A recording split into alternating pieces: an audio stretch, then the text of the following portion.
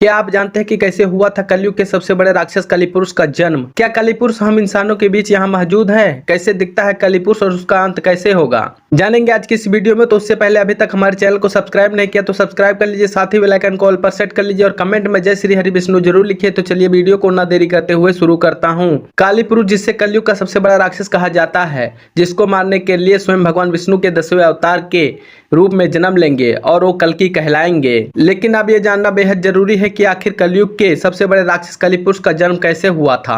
उसके जन्म के रहस्य को जानने के लिए हमें सृष्टि की रचना सूत्र के समय में जाना होगा, यानी कि सतयुग में। एक बार ऋषि दुर्वासा ने इंद्र से मिलने के लिए स्वर्ग लोग आए हुए थे, परंतु वहाँ देवराज इंद्र नहीं थे। वो किसी राक्षस का वध करके अभी अभी स्वर्ग लोक में आए थे। तब ऋषि दुर्वासा ने उनकी स्वागत के लिए फूलों का माला उनके गले में डाल दी। क्योंकि देवराज इंद्र अभिजीत की धुन में मगन थे, तो उन्होंने उनकी माला का अपमान कर दिया और उस माला को उतार कर उन्होंने अपने हाथी को पहना दिया।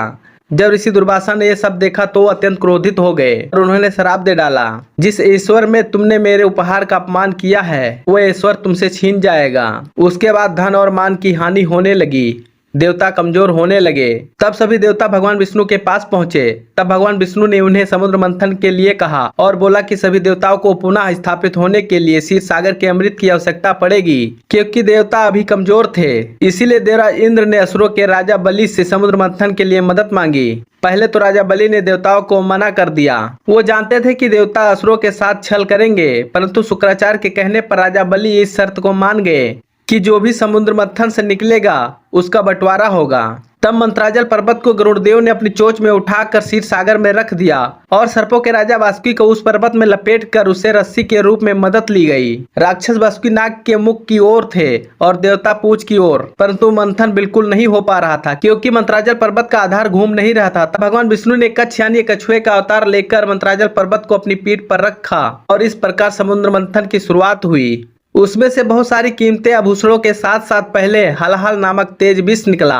अब क्योंकि हलाहल विष निकल गया था और सभी उसके वेग में मूर्छित होने लगे थे, परंतु शर्त के अनुसार आधा देवता और आधा असुरों को पीना था, परंतु दोनों में हलाहल विष के तेज को सहने की शक्ति नहीं थी। फिर भगवान भोलेनाथ ने भगवान विष्णु के कहने पर विष पान किया, क्योंकि सोचिए जब देवों के देव महादेव इस विष को पान को सहन नहीं कर पाए तो वो कितना घातक होगा। भगवान भोलेनाथ ने भगवान विष्णु के कहने पर विष पान तो कर दिया, लेकिन वहां पर अति जन प्रभावित हो रही थी। तब शक्ति रूपी देवी पार्वती ने उस विष को अपने हाथों से भगवान भोलेनाथ के गले में ही रोक दिया। इस विष के प्रभाव से भोलेनाथ का कंठ नीला पड़ गया, इस वजह से उनका नाम नीलकंठ पड़ा। इस क्रिया में विष की कुछ बूंदें राक्षस कली के मुख में जा गिरी और उस वजह से कली का शरीर खत्म हो गया। आगे जब मंथन हुआ तो उसमें से कामधेनु गाय निकली, जिसे ऋषियों ने रख लिया।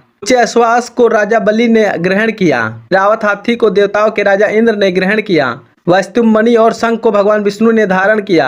इसके बाद निकली संजीवनी बूटी, इसे पृथ्वी पर एक सुरक्षित स्थान पर स्थापित कर दिया गया। ये वही संजीवनी बूटी थी जिसे रामायण काल में लक्ष्मण जी को दिया गया था जब उन्हें मेघनाथ द्वारा घायल कर दिया गया था। इसके बाद धन संपदा को लेकर लक्ष्मी जी निकली। लक्ष्मी जी को सभी देवता, ऋषि, मुनि, राक्षस लक्ष्मी जी को देखकर अत्यंत चकित थे और सभी लक्ष्मी जी को अपने पास रखना चाहते थे, परंतु लक्ष्मी जी ने खुद ही भगवान विष्णु को ग्रहण कर लिया। इसके बाद निकले चंद्रमा जी ने, भोलेनाथ ने ग्रहण कर लिया। इसके बाद परिजात वृक्ष और कल वृक्ष निकला, जिसे स्वर्ग में स्थापित कर दिया गया। फिर निकली रंभा, जिसे स्वर्ग की अप्सरा बनाकर स्वर्ग में रखा गया। इसके बाद निकली वरुण की देवी यानी सूरा देवी यानी गोड्स ऑफ एल्कोहल, जिन्हें असुरों ने लिया। और अंत में भगवान धन्वंतरी अपने हाथों में अमृत कलश लेकर निकले।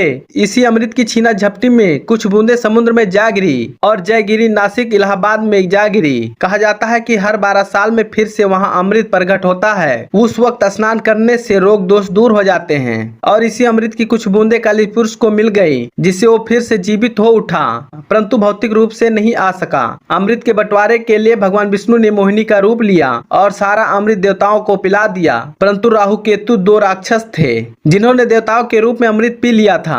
भगवान विष्णु ने उनका सर काट दिया, परंतु अमृत पीने के चलते वो अमर हो चुके थे।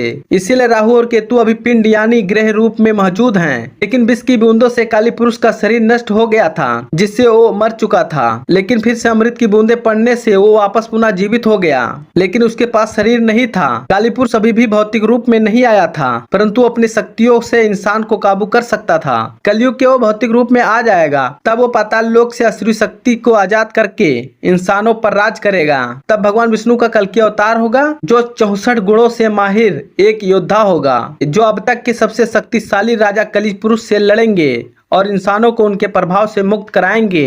परंतु इस युद्ध में काली पुरुष की तरफ से इंसान भी लड़ेंगे, क्योंकि तब तक धर्म पूरी तरह से नष्ट हो जाएगा। इंसान भगवान को पहचान नहीं पाएंगे, परंतु अंत में सब ठीक हो जाएगा और सतयुग का आरंभ होगा। तो दोस्तों, इस प्रकार हुआ था काली पुरुष का जन्म। अगर आपको ये वीडियो अच्छी लगी तो वीडियो को लाइक कर हमारे चैनल को सब्सक्राइब अवश्य करें और ज्यादा से ज्यादा अपने दोस्तों में इस वीडियो को शेयर जरूर करिए। और वीडियो देखने के लिए धन्यवाद।